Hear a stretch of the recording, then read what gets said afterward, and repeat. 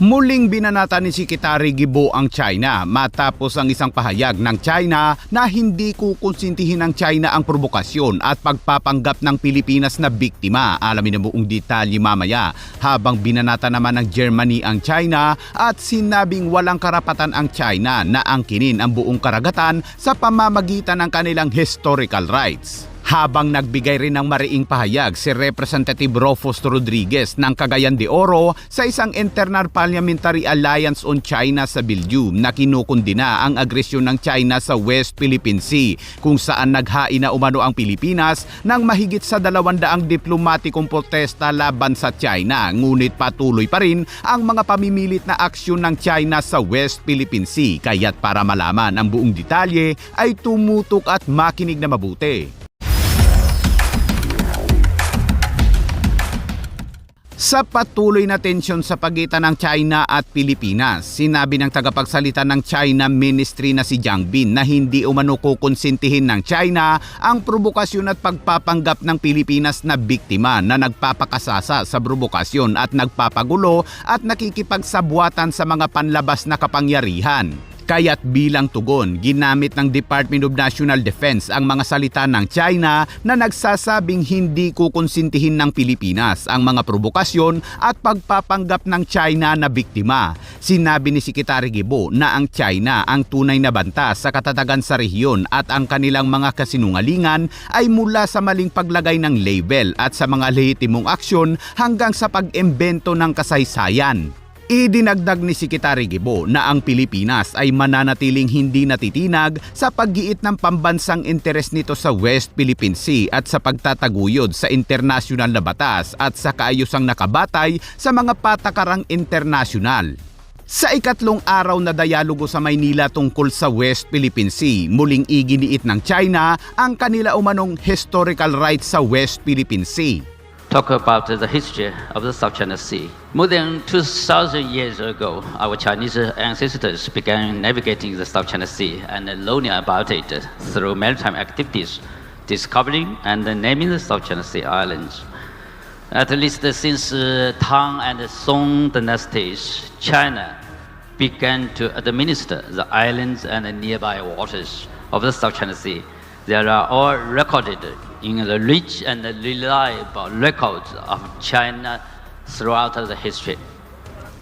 As we know, in May 1999, the Philippines deliberately granted the worship on Rengaijao and stationed troops there, since then attempting to change the status quo of the reef. This de facto occupation is essentially and blatant violation of China's territorial sovereignty over the Nansha Island and also causes serious damage to the marine ecological environment. You can see in the map. The Philippines has repeatedly pledged that it has no intention to change the status quo or constructing facilities on Rengaijao and will not become the first country to violate the COC. The jurisdiction of the tribunal is illegal, improperly touching upon the dispute of the land territory sovereignty, because the problem or substantive issue between China and the Philippines is not about the interpretation on or application of UNCLOS. It is about a sovereignty dispute.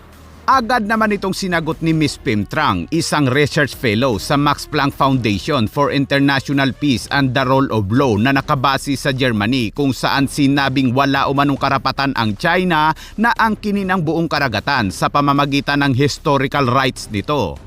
No country in the South China Sea can establish historic right in this sea area, and I can prove it in fact and in law. The first reason is geographical impossible for any country to claim that, because the South China Sea is a wide open sea.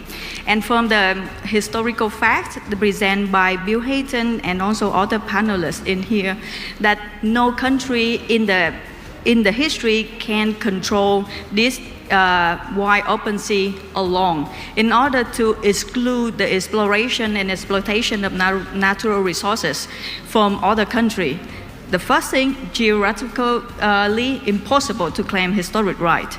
The second reason is legally impossible to claim historic rights in the South China Sea. Now, in order to claim historic rights, it has to be special, because historic rights demand something very special in order to trump international treaty like the Law of the Sea Convention. Before the Law of the Sea Convention, the South China Sea or the coastal state in the South China Sea can only control the belts of no more than 12 nautical miles around their coastline. So the vast open space of the South China Sea is open sea for anybody to go and fish and conduct all the activity in this sea area. So before the Law of the Sea Convention, it's an open sea. It's the right to fish for everybody in the South China Sea to fish in that area. And with the Law of the Sea Convention, as our panelists here already points out, no country can claim the right to fish or to explore and exploit natural resources in the exclusive economic zone, which provided in the Law of the Sea Convention. And after the come into force of the Law of the Sea Convention, it's basically illegal to claim historic right to fish in the exclusive economic zone of other coastal states in the South China Sea. So the last reason that I say impossible to claim historic right in the South China Sea is concerning legitimacy. In order to establish historic right, you need to have the consent, the approval of the specially affected state. And if you look at the reactions of all other countries in the South China Sea, you read their notes verbal at the Commission on the Continental Shelf at the United Nations, you will see that all the countries in the South China Sea verbally and expressly rejected the idea of historic right in the South China Sea. So I agree with my panelists here is that we should stop talking about historic right in the South China Sea because it's impossible legally, geographically, and legitimately to claim these rights in the South China Sea. Thank you. There are two disputes in the South China Sea. You have the maritime dispute and the territorial dispute. The maritime dispute is governed primarily by UNCLOS, the UN Convention on the Law of the Sea, and the territorial dispute is governed by general principles of international law. On the maritime dispute, all the disputant states have signed UNCLOS, they're parties to UNCLOS, so they're bound by UNCLOS. And under UNCLOS, historic rights or claims beyond the territorial sea have been extinguished. States agreed that they will no longer claim beyond the territorial sea any historic right. How is this? Under UNCLOS, it states that expressly in the exclusive economic zone, the right to exploit the natural resources, living and non-living, belongs exclusively to the adjacent coastal state.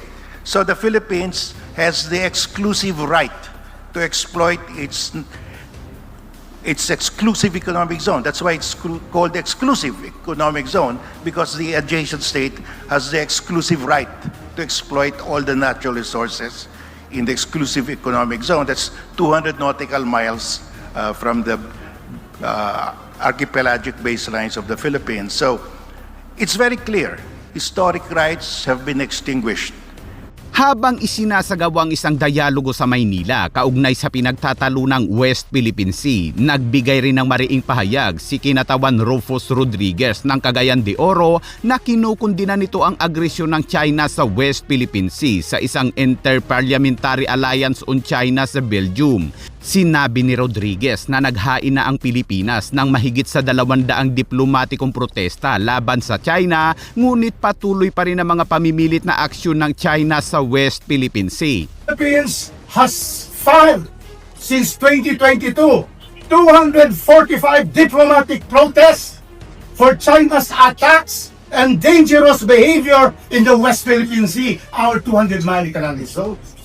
Mr. Chairman, on this year alone, 47 protest notes because China's vessels have been water cannoning and ramming our Philippine vessels and laser targeting our Philippine Coast Guard ships. I call on all our members of the IPAC to join the Philippines in urging China to follow international law for the stability and peace of our region. Thank you very much, Mr. Chairman.